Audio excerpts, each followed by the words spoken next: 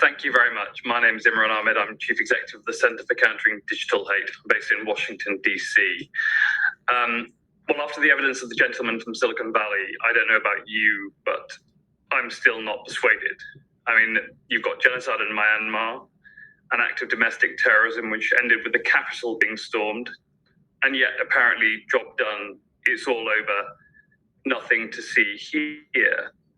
My organization, the Center for Countering Digital Hate, was set up to disrupt the work of malignant actors online, but also to accelerate the moment when big tech has to finally take responsibility for the fact that at the same time it connects families, loved ones, friends, and new communities of interest, it also has powered modern extremism, science denial, hatred, bullying, terrorism, and a host of real-world harms. Look, in the past year, the social media companies have faced three tests. One was the election misinformation that marred the presidential election and led to the storming of the Capitol. Failed. Another was to do something to stop the crisis of mental health, particularly affecting our young women. Failed. I don't know about you, but I'd rather trust my kids with Prince Andrew than Instagram's algorithms, frankly.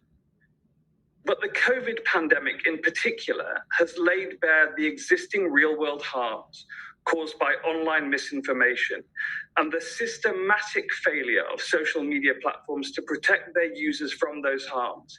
And there has been a quantifiable death toll. Multiple studies, including our own, have shown that those who are most reliant on social media for information are more vaccine hesitant. Big tech is proven is detrimental to public health, and that it requires scrutiny. In March 2020, I pivoted the center's researchers and impact staff to focus exclusively on coronavirus and, presciently, anti-vaccine misinformation actors. In that time, CCDH has repeatedly demonstrated that the platform systems for preventing the spread of harmful misinformation are not working. The same is true of the systems they have designed to prevent the spread of hatred, such as anti-Black racism, anti-Semitism, misogyny. In short, what CCDH has found is that platforms, when given the opportunity to explain their failures or even correct the harms they sow, companies choose to employ a playbook of deny culpability, deflect criticism, and delay any significant change. We've seen a masterclass of that in the past few months, both in the UK and in the US, with the enormous amount of money spent on lobbying to stop regulation from happening, or at least bend it to their interests. For example, platforms often claim that they remove harmful content when it's reported to them, but this is simply untrue. Our regular audits of platform action on reports of harmful hate and misinformation show that they fail to act on around 8 in 10 posts that are reported to them using their own tools that violate their standards. It's not just vaccine or COVID misinformation or even hate that's the problem. Our recent failure to protect report showed that Facebook, Instagram, TikTok, Twitter, and YouTube failed to act on 84% of user reports of Nazi-level anti-Semitic content. So you report it to them, and over 8 in 10 times, they failed to do anything.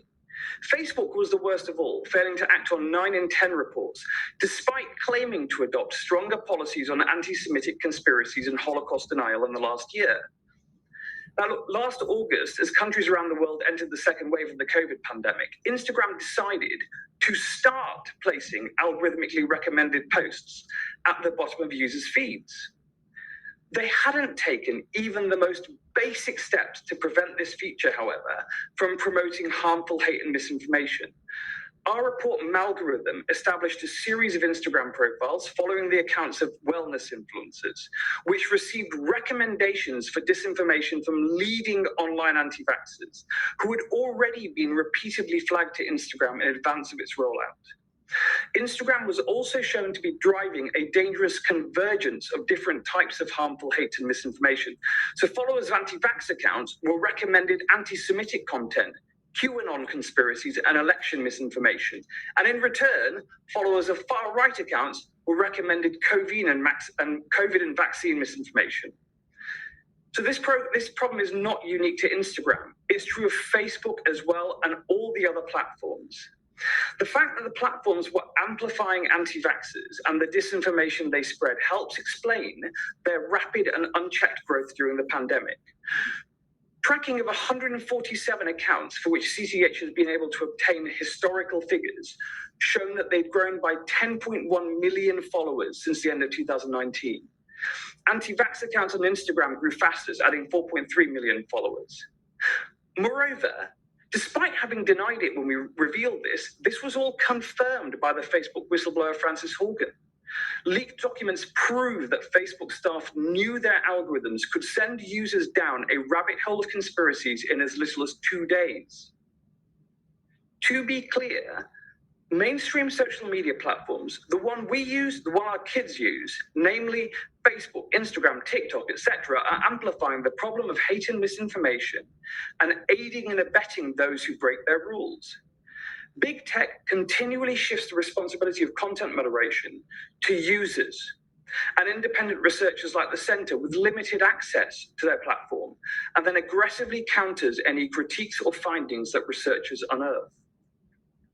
Content circulating on the largest platform plays an outsized role in shaping the terms of public discourse, and so these platforms have a special responsibility to be transparent about the content that is most viewed and most engaged with, especially if it's harmful content, such as medical misinformation, misogynist abuse, or racial hatred. But in reality, platforms have denied and in some cases directly challenged CCDH for our findings on algorithmic amplification of harmful content and the proliferation of COVID and vaccine misinformation on their sites. Internal leaks from Facebook to the Wall Street Journal confirm that a small number of big whales are responsible for the bulk of anti-vaccine content on the platform. Quote, "We found, like many problems at Facebook, that this is a head-heavy problem with a relatively few number of actors creating a large percentage of the content growth." Another quote, "Top producers are mostly users serially posting content to feed." End quotes. Now, CCDH identified those big whales, the disinformation dozen, first in March 2021. Our report on the disinformation dozen, which analyzed 689,000 pieces of anti-vaccine content posted or shared to Facebook over a period of 2 months, found that 73% of that content originated from just 12 individuals and their organizations. President Biden was referencing our research when he said Facebook are killers. He subsequently was persuaded to cool his jets, that feels like something he would say, on Facebook, and reinforced that the dozen are killing people. But he did follow immediately with a moral plea to the platforms. This is what he said, quote, "These 12 people are out there giving misinformation. Anyone listening to it is getting hurt by it. It's killing people. I'm trying to make people look at themselves, look in the mirror. Think about that misinformation going to your son, your daughter, your relative." End quote. Did Facebook act? No. They attacked the messenger. As the Facebook whistleblower Frances Haugen has already revealed over the past several weeks, the insularity and opacity of social media platforms is inexcusable. In light of maneuvers to hamper and in some cases completely silence research in the public interest, we believe it is unsustainable to continue down a path of self-regulation and transparency by choice. Researchers need protections from companies that can revoke access and can cherry-pick available data at will. We, as independent researchers and concerned civil society organizations, must be able to see the extent of the problem. We know we can't trust the platforms. We must be able to trust outside research and protect the privacy of users in the process. Now, look, it's now reported that Facebook fares Europe more than the United States when it comes to regulation. I actually have 2 members of staff today giving evidence to the International Grand Committee on Disinformation in Brussels. And I gave evidence this morning to a Foreign Office event in the United Kingdom. I was the first witness before the Online Safety Bill Committee, mentioned by Sophie Zhang earlier. Europe and the UK are leagues ahead of the US through their respective Digital Services Act and Online Safety Bill initiatives. The Online Safety Bill has the potential to hold platforms to a duty of care to protect their users from the illegal and harmful content, bring real penalties to platforms that profit from the proliferation of harmful content. And that's the key word. They profit. These are businesses. These aren't the public square. These are businesses that have made untold amounts of money by reordering information to addict us. And there is a quantifiable death toll. My friend Peter Hotez talks about how the Delta variant took hold in such a profoundly deadly way, 100,000 dead, only because of the unconscionable delays in vaccination. January the 6th had a death toll. Capitol Police Officer Brian Sicknick. But also, Ashley Babbitt, whose mind was poisoned by the lies fed to her ruthlessly by social media algorithms. She went from being a veteran of the US military to a domestic terrorist, shot to death. As the adage goes, as California goes, so goes the nation. This is your opportunity to set the standard, to make the platforms that got so very rich in your state to finally be held accountable. Thank you for inviting me to speak to your committee today. I sincerely hope this will spark a real change towards legislation for transparency and accountability. Thank you, Mr. Ahmed. Next.